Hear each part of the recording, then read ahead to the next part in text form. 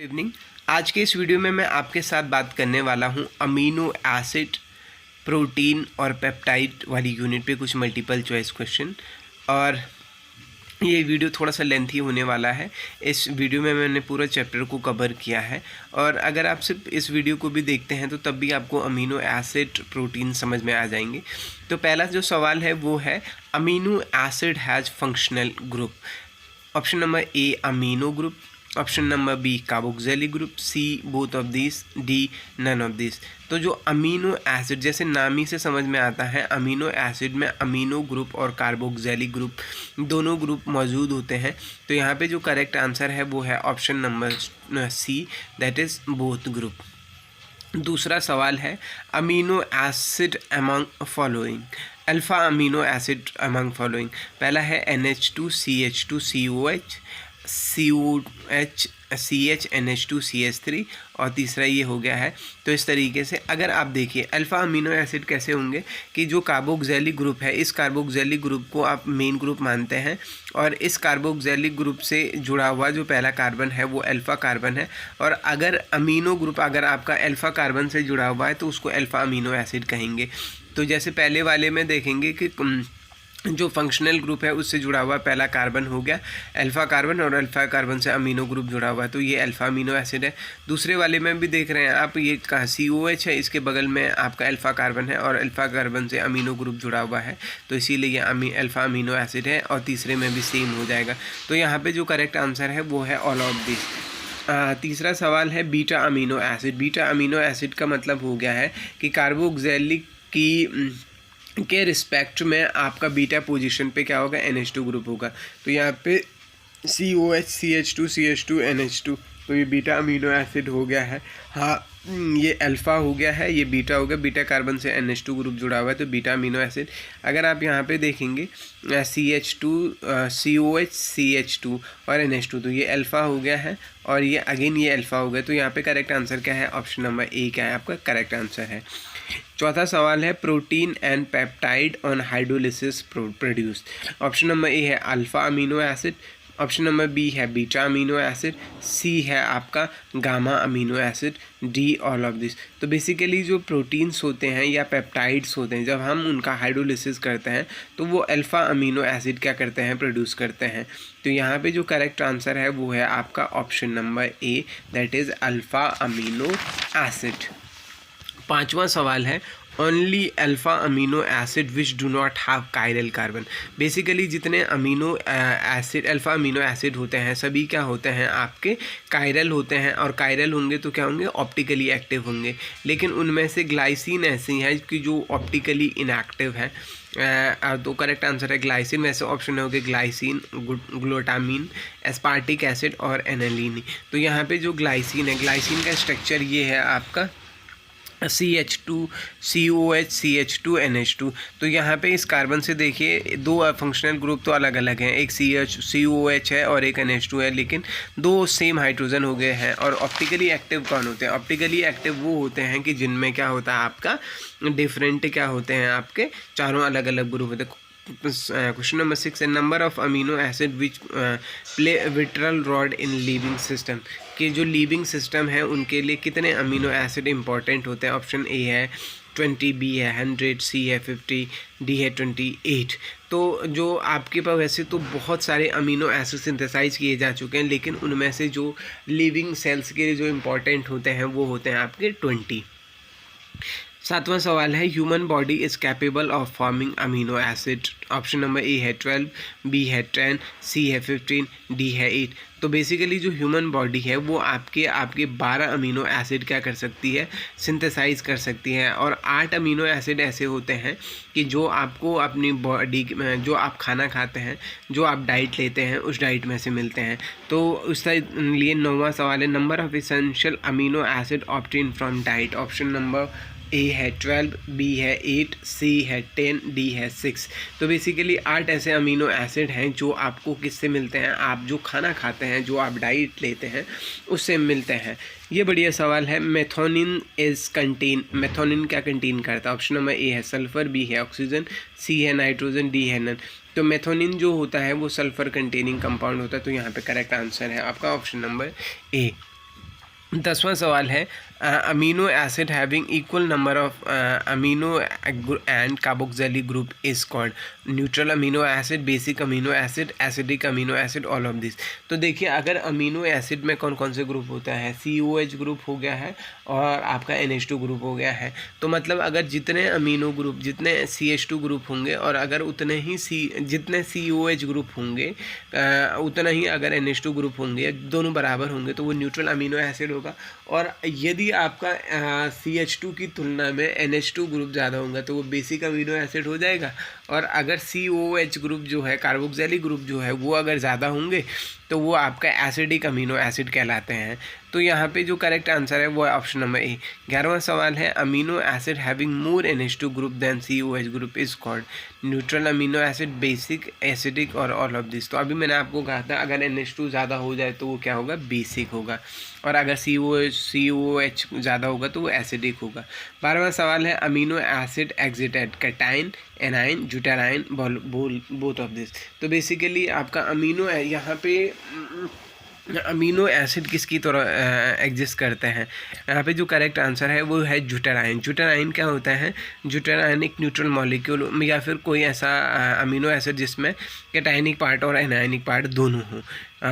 13वां सवाल है आपका in acidic pH the positive charge NH2 group will move toward, option number A है cathode, B है anode, सी है बोथ, डी ऑफ डन।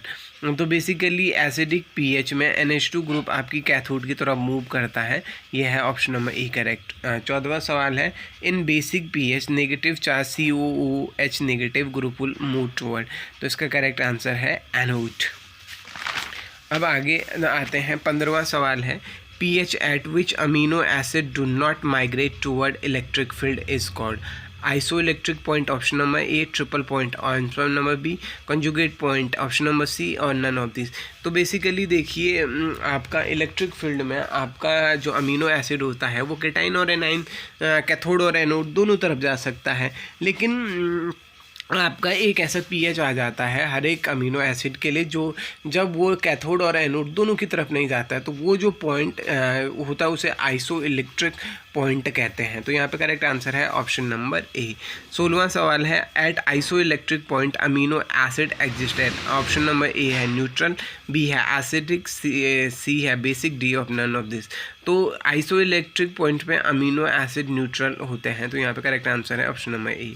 17वां सवाल है pH of the following molecule, और आपको मॉलिक्यूल दे रखा है NH2CH CH3 COH। तो यहाँ पे COH ग्रुप जो है उसका आपका pH दे रखा है 2.34 और यहाँ पे दे रखा है 9.64, तो आप कैलकुलेट कर सकते हैं। तो बेसिकली अगर आपके पास जो आपको आइसो इलेक्ट्रिक पॉइंट निकालना होता है तो आप क्या करते हैं, इन दोनों वैल्यूज़ को ऐड करते हैं, उसको 2 से डिवाइड करते हैं, मतलब हो गया 9.69 और 2.34, दोनों को ऐड करेंगे, 2 से डिवाइड करेंगे तो ये आंसर आ जाएगा।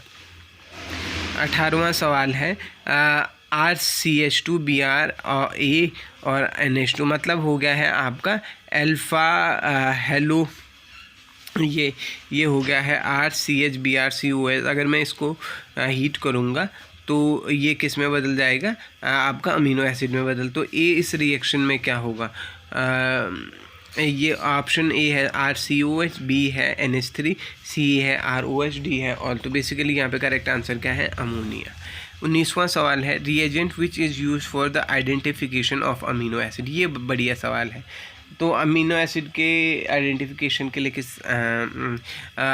रिएजेंट का इस्तेमाल करते हैं, ऑप्शन नंबर ए है निनहाइड्रिन, बी है सेंगर रिएक्टेंट, सी है बोथ, डी है नन। तो बेसिकली जो आपका अमीनो एसिड के आइडेंटिफिकेशन के लिए निनहाइड्रिन का तो इस्तेमाल करते हैं, इसके अलावा सेंगर रिएजेंट का इस्तेमाल भी करते हैं। तो यहाँ पे करेक्ट आंसर है ऑप्शन नंबर सी। 20वां सवाल है analytical technique use for identification of amino acid, chromatography, spectroscopy, conductometry, all of this. इस पर तो आपने प्रैक्टिकल भी किया होगा। बेसिकली आपका अमीनो एसिड के सेपरेशन के लिए हम क्रोमेटोग्राफी का इस्तेमाल करते हैं, क्योंकि वहाँ आपको अलग अलग pH RF वैल्यू मिलती हैं। 21वां सवाल है amino acid are basic unit of, option number A है लिपिड, बी है शुगर, सी है हार्मोन, डी है प्रोटीन। तो यहाँ पे करेक्ट आंसर है प्रोटीन। तो मतलब क्या हो गया, बहुत सारी अमीनो एसिड जब जुड़ती है तब वो क्या बनाती हैं, प्रोटीन्स बनाती हैं। तो इसलिए हम कह सकते हैं कि अमीनो बेसिक यूनिट है प्रोटीन्स के। 22वां सवाल है simplest amino acid. Option number 1 है एलिनिन, दूसरा है ग्लाइसिन, तीसरा है लूसिन, डी है वेलिनिन। तो यहाँ पे करेक्ट आंसर है option number B, that is glycine. 23वां सवाल है zwitter ion are. Option number A है न्यूट्रल स्पेसिस, बी है single charge, D double charge, D none of this. तो बेसिकली जो ज्विटर आयन होते हैं वो न्यूट्रल स्पेसिस होते हैं। 23वां सवाल है at low pH amino acid exist at. यहाँ पे ऑप्शन हो गया है NH3CHRCOH दूसरा। तो यहाँ पे जो करेक्ट आंसर है वो है ऑप्शन नंबर ए। अब 24वां सवाल है at high pH amino acid exist on NH2 NH3CHRCOH। और यहाँ पे जो करेक्ट आंसर है वो है ऑप्शन नंबर डी। इसको चेक कर लेंगे। 25वां सवाल है if pKa and pKa2 are the two ionization constant species, the pH of solution of its isoelectric point। अगर आपको दो डिसोसिएशन कांस्टेंट दे रखे हो और आपको अगर आइसोइलेक्ट्रॉनिक पॉइंट पूछे तो आप क्या करेंगे?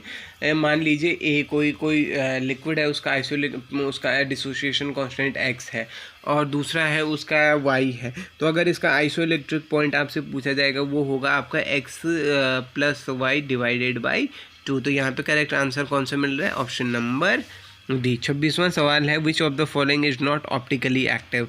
ऑप्शन नंबर 1 है ग्लाइसिन, बी है एनालिन, सी है वेलिनिन और डी है नन।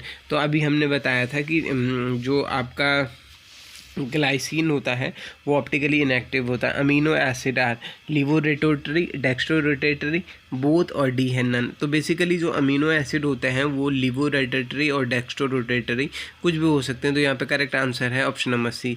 28वां सवाल है proteins are laevorotatory, dextrorotatory, both of this और नन ऑफ दिस। तो बेसिकली जो प्रोटीन होते हैं वो लिवो फॉर्म में होते हैं, फिर भी आप इसे चेक कर लेंगे। 29वां सवाल है आपका the 3D shape of protein is due to peptide bond. Option number A, B है अमीनो एसिड सीक्वेंस, सी है bond with other polypeptide, D none. तो अमीनो एसिड की 3D स्ट्रक्चर होती है, उसकी रीज़न क्या है? अमीनो एसिड सीक्वेंस में अमीनो एसिड सीक्वेंस की वजह से। 30वां सवाल है what is the average molecular weight of amino acid residue in a protein. Protein में अमीनो एसिड रेजिड्यू का कितना होता है? तो ऑप्शन है 120, 110, 130, 140। तो यहाँ पे करेक्ट आंसर है 110। 31वां सवाल है first protein was of myosin, B है इंसुलिन, मायोग्लोबिन एंड सी है हेमोग्लोबिन। तो इंसुलिन पहला क्या था? प्रोटीन था। 32वां सवाल है correct statement about protein. Protein के बारे में करेक्ट स्टेटमेंट है। Option number A proteins are made of amino acid, option number B essential development for skin, teeth and bones, C है useful in the maintenance of body, D none of these. तो amino acid के बारे में protein जो होते हैं वो क्या होते हैं आपका अमीनो एसिड से ही प्रोटीन्स बनती है। ऑप्शन ये बिल्कुल सही बात है।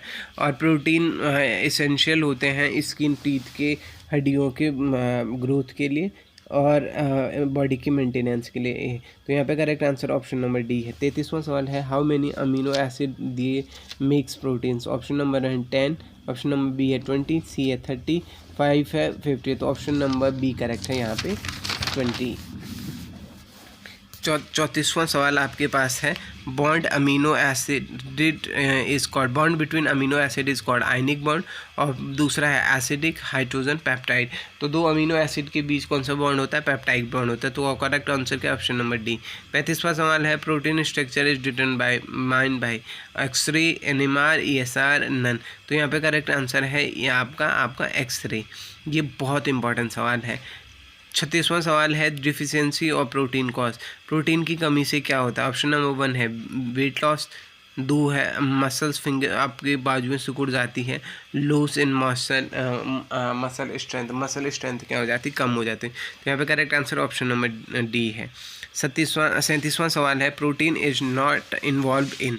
Option number 1 digesting food, transfer of genetic information, option number B, option number C है transfer of oxygen to the blood, fight against pathogens. तो किसी भी फूड को डाइजेस्ट करने के लिए प्रोटीन का इस्तेमाल होता है। ये बिल्कुल सही बात है। ट्रांसफ़र जेनेटिक इन्फॉर्मेशन नहीं, जेनेटिक इन्फॉर्मेशन को ट्रांसफ़र नहीं करता है, तो ये गलत आंसर है यहाँ पे। तो यहाँ पे करेक्ट आंसर होगा ऑप्शन नंबर बी। 40वां सवाल है, 38वां सवाल है, the process of protein synthesis take place in. Option number 1 है न्यूक्लियस, बी है वर्कुलस, सी है साइटोक्रोम, डी है माइक्रोकॉन्ड्रिया। इसका करेक्ट आंसर आपको मुझे मेल करके या कमेंट करके बताना। अगर आपको वीडियो पसंद आई है तो बाकी लोगों तक शेयर कीजिए, सब्सक्राइब कीजिए। Thank you.